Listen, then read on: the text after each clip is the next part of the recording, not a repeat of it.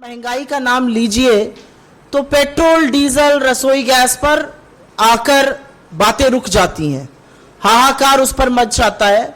1000 रुपए का रसोई गैस है, 100 के पार पेट्रोल है, 90 का आंकड़ा डीजल क्रॉस किए हुए कई जगहों पर। तो हाहाकार उस पर मचता है और इस मंच के माध्यम से भी हम लोगों ने कई बार सोती हुई सरकार को जगाने का प्रयास किया है। लेकिन वस्तुतः स्थिति जो है वो और भी शर्मनाक है और समझ में नहीं आता ये सरकार ऐसा क्यों कर रही है। अमृतकाल कहा जाता है बार बार। मोदी जी या उनके मंत्रियों से जब बात करिए तो वो कहते हैं अमृतकाल है।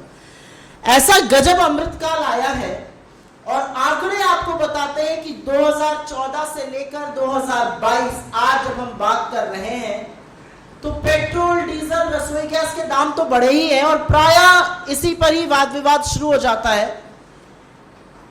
दाम सबसे ज्यादा बढ़े हैं आटे के, चाय पत्ती के, सब्जियों के, खाने के तेल के, दूध के। और एक बेस ईयर कंपैरिजन होता है जो अभी कंज्यूमर प्राइस इन्फ्लेशन हम लोग जो ट्रैक करते हैं, रिटेल इन्फ्लेशन, खुदरा इन्फ्लेशन, जिसकी दर 6.95% है अभी, उसका बेस ईयर से अगर हम कंपैरिजन देखें तो जनवरी 2014 से मार्च के अंत 2022 में परसेंटेज वाइज जिन चीजों का दाम बढ़ा है उसमें 299 चीजों की एक लिस्ट होती है सीपीआई में। उसमें से 235 चीजों का दाम, करीब करीब 80% चीजों का दाम पेट्रोल के मुकाबले ज्यादा बढ़ा है 2014 से लेकर 2022 तक। और एक विडंबना यह है कि हम आशा करते हैं कि कभी क्रूड गिरेगा, जब गिरता भी है, चुनाव आएंगे तो पेट्रोल का दाम बढ़ना बंद हो जाता है। पेट्रोल का दाम सरकार के हाथों में लगातार रहता है, जब चाहते हैं बढ़ाते हैं, जब चाहते हैं घटाते हैं। तो एक ये आशा कहीं ना कहीं रहती है कि चलो चुनाव आएगा, पेट्रोल का दाम नहीं बढ़ेगा। लेकिन जिन चीजों के बारे में हम आज बात करने जा रहे हैं उसके दाम लगातार बढ़ रहे हैं और वो इस तरह से बढ़ रहे हैं कि वो घटेंगे नहीं। उसकी जो रेट है, जो बढ़ने की दर है, वो एक ही तरफ है और वो ऊपर की ओर है। और इसीलिए शायद आंकड़ों के मुताबिक घर चलाने का खर्चा पिछले 2 साल में ही, हम तो आपके सामने 8 साल के आंकड़े लेकर आए हैं कि लेकिन पिछले 2 साल में ही घर चलाने का खर्चा करीब 44% बढ़ गया है। ये हम आपके साथ शेयर करेंगे, इसमें सारा डेटा है। इन्फ्लेशन रेट जनवरी 2014 से लेकर मार्च 2022 तक, और ये बेस ईयर पे कंपैरिजन है।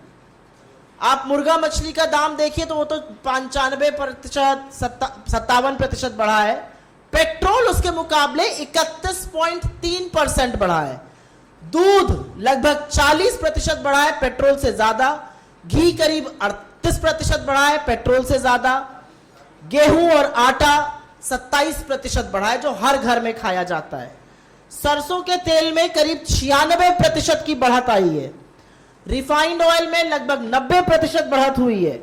मूंगफली का तेल जिसको ग्राउंड नट ऑयल कहते हैं 80% बढ़त। करीब 48% बढ़त, 48% बढ़त आपको दाल जैसे अरहर और तूर दाल में, और मूंग दाल जो मुझे तो ऐसा लगता है खिचड़ी और ज्यादा बीमारी में खाई जाती है, उसमें 32% बढ़त हुई है। यह भी पेट्रोल के परसेंटेज बढ़त से ज्यादा है।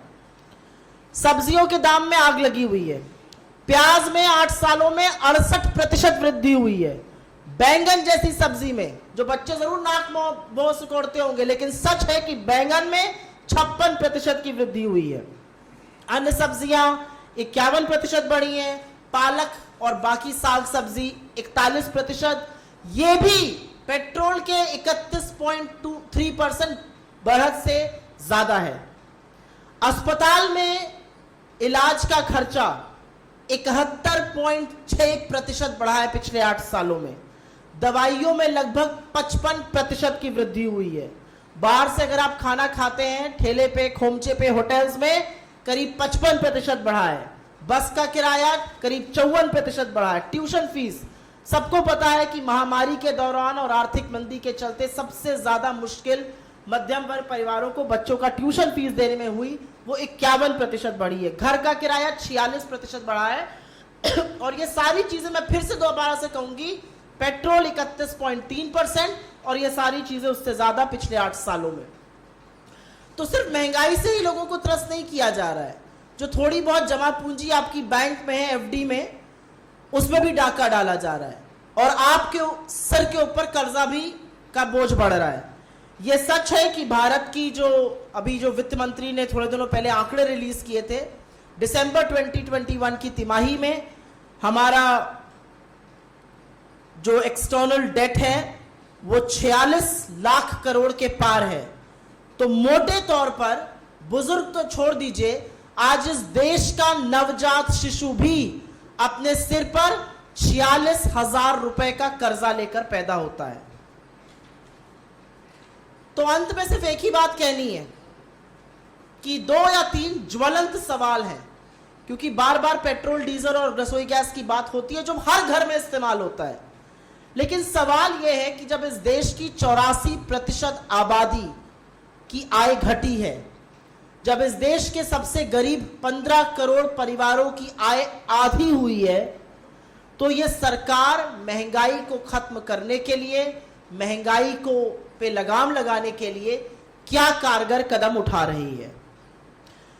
दूसरा सवाल सरकार के तमाम मंत्रियों और प्रधानमंत्री से है कि क्या उनको इस बात का इल्म है, क्या उनको इस बात की नॉलेज है कि महंगाई के ही चलते भारत में कुपोषण और भूखमरी दोनों के केसेस बढ़ रहे हैं।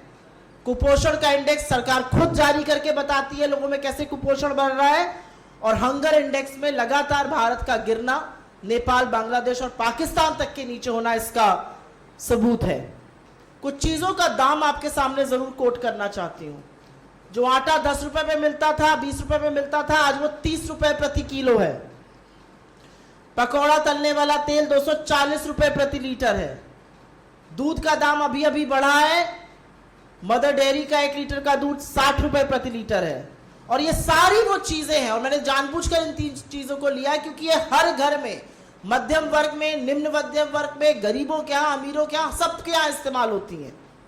तो आखिर सरकार के पास इससे जूझने की, इनको कम करने की क्या रणनीति है? तो हमारा अपना मानना है, और ये 2 बड़ी मांगे हमारी हैं कि बिना वक्त बर्बाद किए, बिना वक्त जाया किए सरकार बेलगाम दामों पर रोक लगाए, ठोस कदम उठाए। और शुरुआत जो है वो पेट्रोल, डीजल और रसोई गैस से की जा सकती, क्योंकि ये सच है कि इन सब चीजों का, जिनका हमने जिक्र किया, बड़े कारण पेट्रोल, डीजल और रसोई गैस है। डीजल मेन ट्रांसपोर्ट फ्यूल होता है, उसको बढ़ने से ही ज्यादातर चीजों के दाम बढ़ते हैं।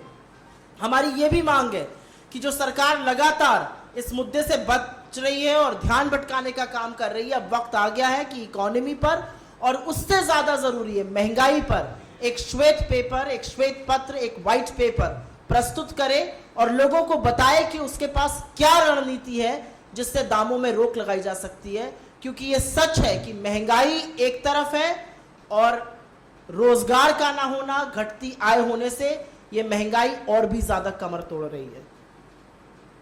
I will in 2 seconds just very briefly make a point in English.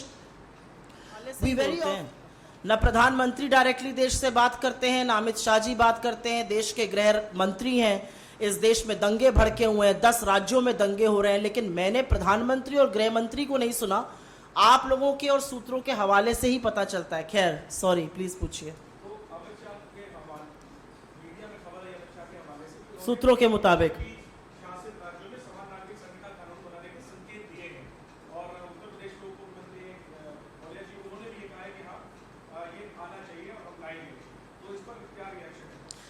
देखिए, ऐसा है कि जब चुनावी सरगर्मी गरमाती है तो भाजपा नए नए शगुफे छोड़ती है। उसमें से एक ये शगुफा मैं मानूंगी ये है, मुझे लगता है यूसीसी राज्यों का अधिकार है, गोवा में दशकों से लागू है, और जो संविधान की सहमति से बनाया जाएगा उससे हमें भी कोई आपत्ति नहीं है, मंजूरी है। लेकिन आज सवाल मैं अपने हवाले से और इस प्लेटफॉर्म के हवाले से कांग्रेस पार्टी की अधिकृत प्रवक्ता होने के नाते पूछना चाहती हूं कि जिन सूत्रों के हवाले से यह खबर आई है अमित शाह जी के बारे में, वही सूत्र हमें यह बताएं कि क्या भाजपा के घटक दल इस बात को तैयार हैं क्या अमित शाह जी जिनको आज रिसीव करने नीतीश कुमार जी एयरपोर्ट पर पहुंचे थे, क्या उनकी सहमति है इसके बारे में? घटक दलों की बातें पहले बताएं। ये नए नए शगुफे छोड़ना, ये नई नई बातें करना, ये भाजपा की आदत बन चुकी है। जो संविधान के तहत, जो संविधान की सहमति से, जो संविधान के स्पिरिट को काबिज करते हुए चीज करी जाएगी, हम उससे 100% सहमत हैं। I think the BJP